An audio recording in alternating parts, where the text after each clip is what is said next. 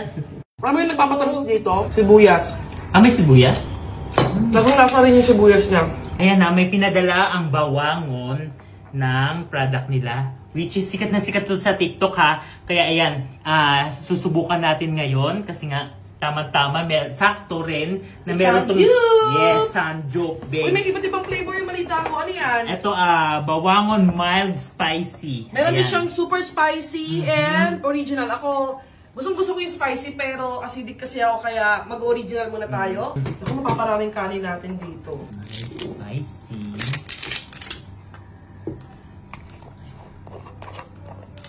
Paano pagbukas mo? No? Parang ito lang yung nakita kong may ganito na may seal. Naka-seal. No wonder kung bakit sikat na sikat to sa TikTok. Magkakasubukan ngayon. Sarap. Sarap.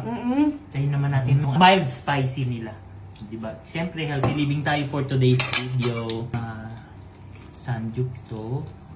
Ayan. So, lalagay natin sa ibabaw ang bawangon na mild spicy. Sarap.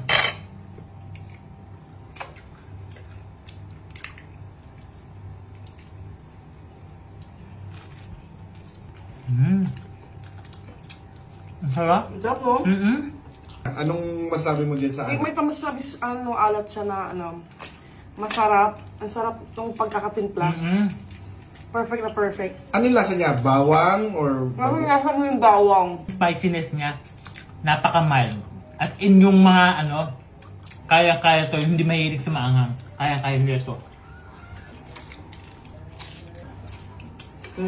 Sarap. Sarap healthy to, no? Lalo sa mga high blood. Gusto ko mapaparami yung kain mo dito. No pork, wala ring shrimp, wala ring crabs. Purely bawang lang talaga siya, no? Bet ko to mild spicy talaga. Tolerable yung spicy niya, hindi talaga siyang spicy. Ang sarap. Thank you, Bawangong! Bilhin na kayo! Mild spicy and spicy. Dito niyo po siya mabibili. Pati sa Facebook page nila, yung WhatsApp number, at sa lahat ng mga store na merong bawang. Ito po.